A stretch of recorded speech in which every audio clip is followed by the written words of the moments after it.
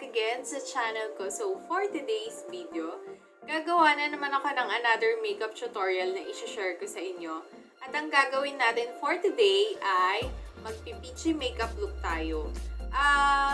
Kung may i-research ninyo tong makeup look na to, parang mga pang-Korean look to eh. So, magpapanggap akong Koreana ngayon. So, ayun. Sana ma-achieve natin tong makeup look na to at sana magustuhan ninyo. At tapusin nyo tong video na to para mas marami pa kayong matutunan din sa akin at ma-share ko sa inyo yung mga other techniques and skills na ginagawa ko habang nag-makeup ako. So, without further ado, please keep on watching at kung hindi ka pa nakakapag-subscribe, i-click mo na ang subscribe button and like and share, and don't forget to click the notification bell para updated ka sa mga videos pa na ilalabas ko. So, let's start!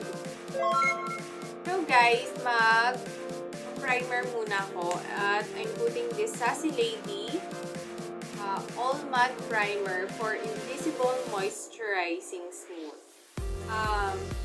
Maganda tong primer na to at bumili lang kayo sa Lazada or add to cart lang kayo sa Lazada or Shopee. Maraming magagandang product ang Sassy Lady, which is ito na nga yung primer nila. Parang katulad din to nung yung baby primer ng Maybelline ba yun? Maganda rin yung ano. Tsaka yung isa pang ginagamit ko na primer, itong Fix. Yan. Ubus na kasi siya, kaya hindi... Pero alam ko meron pa konti eh. Pero, tsaka na lang. Next week na lang natin gamitin to. Kasi ito naman na yun na ipakita ko sa inyo, itong Sassy Lady. So, ito yung gagamitin ko at ilalagay ko sa aking face. So, ayan. Makikita nyo naman na water base lang siya. At, ito ko sa may... Gawin natin para medyo maging maganda yung lapad ng ating makeup. Lapad ng ating foundation na ilalagay sa ating face. Saka guys, pang din to, parang bumukhang smooth yung skin mo once na nalaparan siya ng liquid foundation. Ang ganda ng lapad ng liquid foundation or foundation na i-apply mo once na mag-primer ka. Next ay mag-liquid foundation na tayo at ang gagamitin ko itong Maybelline New York Fit Me Matte Plus Poreless Normal to Oily Liquid Foundation. Tapos, ang shade niya ay pure beige. Ito yung nagmamatch dun sa skin tone ko. Actually guys, marami namang shade ng Maybelline Fit Me. Marami silang kulay na mag-fit sa inyong skin type, sa inyong skin tone. So, bala na kayo. Marami naman kayong makikita na sa Watson, sa cosmetic area or department store. Makikita nyo lang yan dyan, Maybelline. Naka-affordable din naman siya guys, kaya ganda rin siyang i-apply. Gamit muna ako ng aking finger. Diba? Ang ganda ng lapad kasi naka-primer tayo. Pero guys, rin ako, gagamit ako ng beauty blender kasi para mas maging smooth. Maging smooth tignan yung skin natin. Saka gusto ko yung Maybelline Fit Me, yung mga Maybelline product. Kasi lalo na pagdating sa liquid foundation kasi napaka full coverage talaga ng product nila.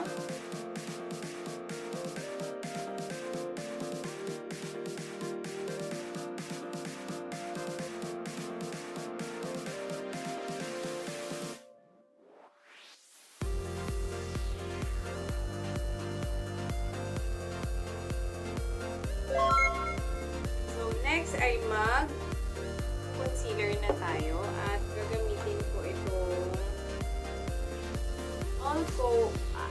all cover concealer ng Mini Melly. Ayan. Mas light to dun sa liquid foundation na in-apply ko. So, lagay lang natin siya sa aking under eye. Then, lagyan ko lang din yung mga nakikita ko pang dark spot or yung pimple marks ko.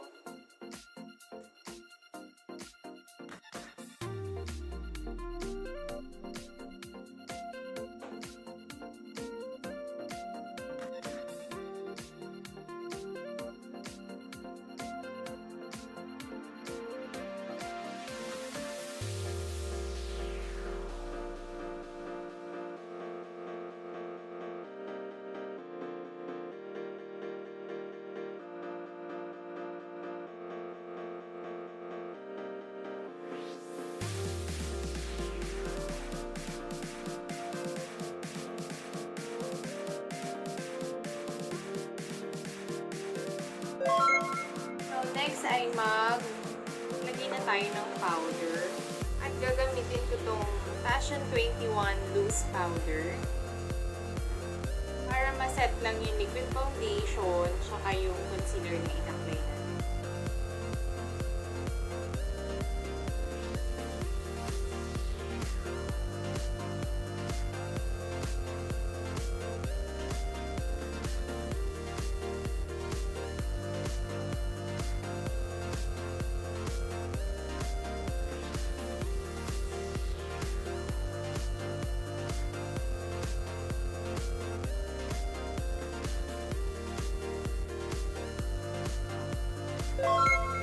Next guys ay mag-hilay na muna tayo. Kunin ko itong usually na ginagamit ko. Itong Anastasia Beverly Hills at ang shade niya ay Chocolate Deep Brow Pomade 2 ito. Brush ko lang siya.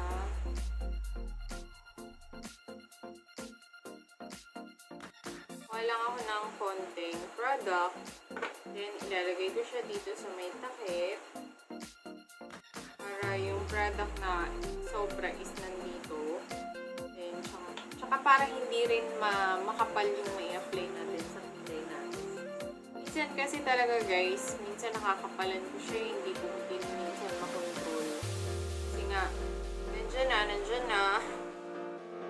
Ano na lang, i-adjust na lang ng konti.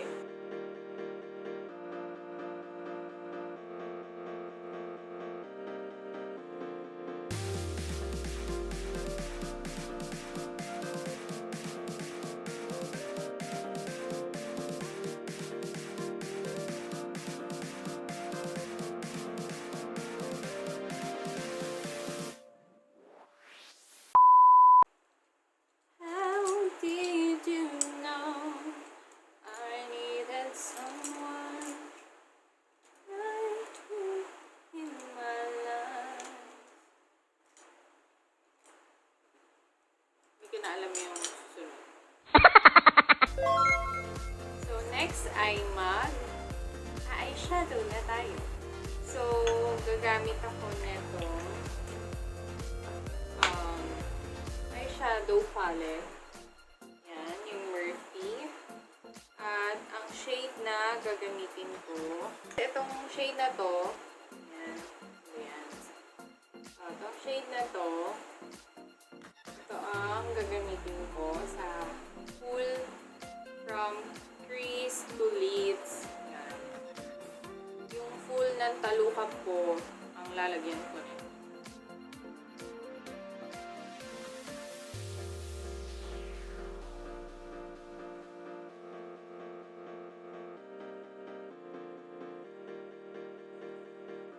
Lagyan lang natin ito.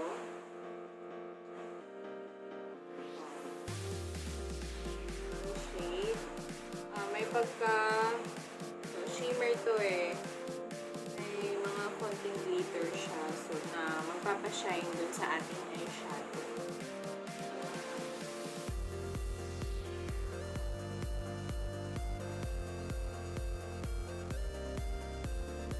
Next ay maglalagay tayo sa ating under eye. Yung ilalagay lang natin na eyeshadow color na ito, yung orange, parang may pagka-orange. Yun lang din yung ilalagay natin.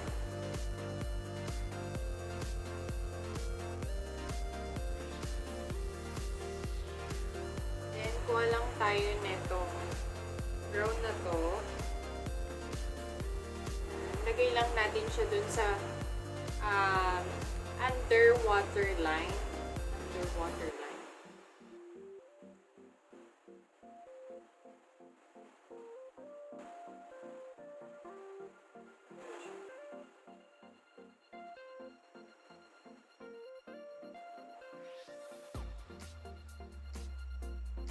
Then, kuha naman ako ng eyeliner. Ito, gamitin ko to Peachy Cosmetic Extra Waterproof Protective Eye Pencil Dark Brown ng Nichido. Ulit ko na, Nichido ulit.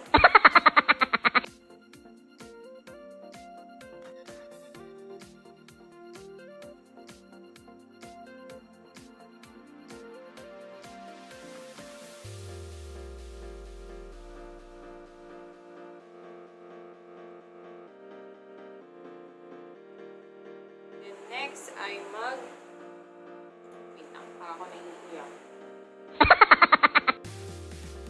Next ay liquid eyeliner na tayo at gagamitin ko itong Sassy Lady. Sassy Lady.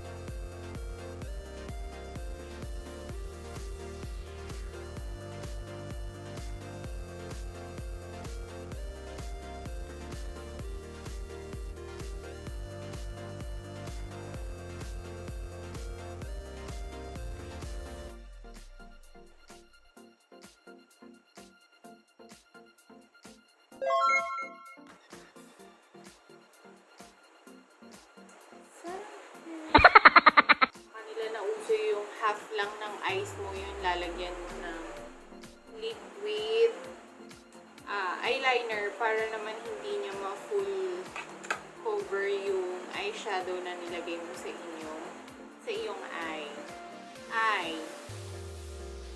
So, ayan, tapos na tayo. So, ang next ay maglalagay ako ng eyelash extension at magbabalik ako. Okay guys, naglagay na tayo ng eyelash extension at nagmascara na din ako. So, bali ang ginamit kong eyelash extension, itong Taiwan Eyelashes 828. Yan. At ito ang kapal niya. Proceed na tayo sa contour. Konting contour lang yung aking i-apply kasi nga medyo mataba yung aking mukha. So, medyo nipisan lang natin. Hilain lang natin ng konti ang ating face. Guys, gamitin ko pala itong Muse Couple Bronzer. Ito na lang din yung makukontour ko.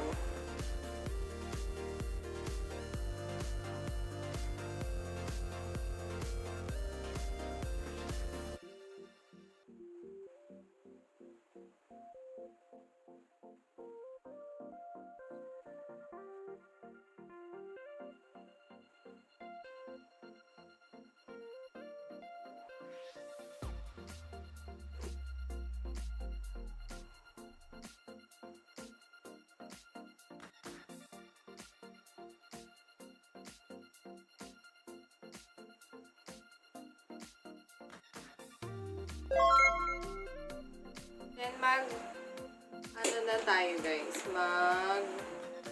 magba-blush na tayo. Bali, itong palette na to, ang gagamitin ko pa rin.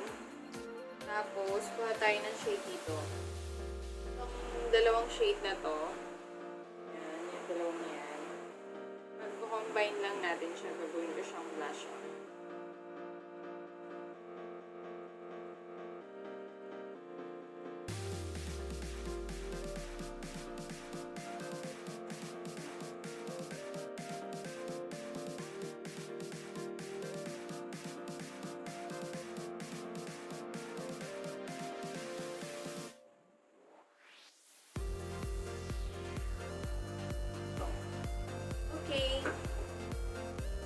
ay lipstick na tayo. Bali guys, ito yung gagamitin kong lipstick. Yung gamit. Usually naman, ginagamit ko naman tong lipstick. Gamitin ko tong Maybelline Big Apple Red Matte Lipstick.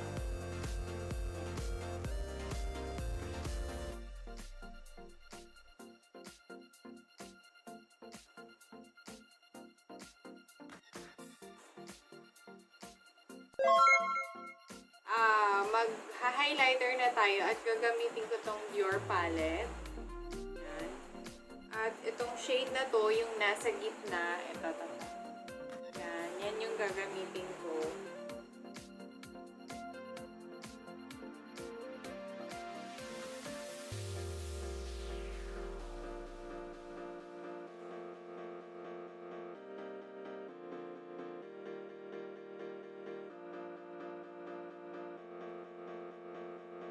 Okay na.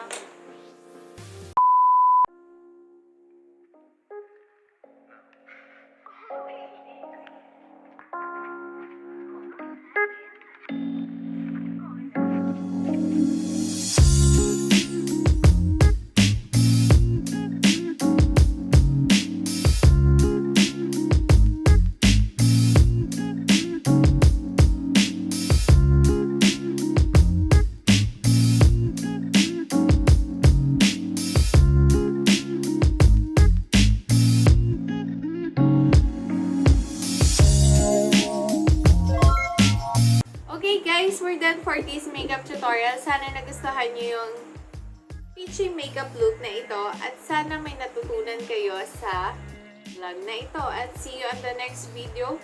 Magkita-kita at magsama-sama tayo para gumawa ng another makeup tutorial at inspired makeup look. Don't forget to subscribe, like, and share, and click the notification bell para updated ka sa mga videos pa na ilalabas ko. Always be beautiful and grateful. Think positive. Bye-bye!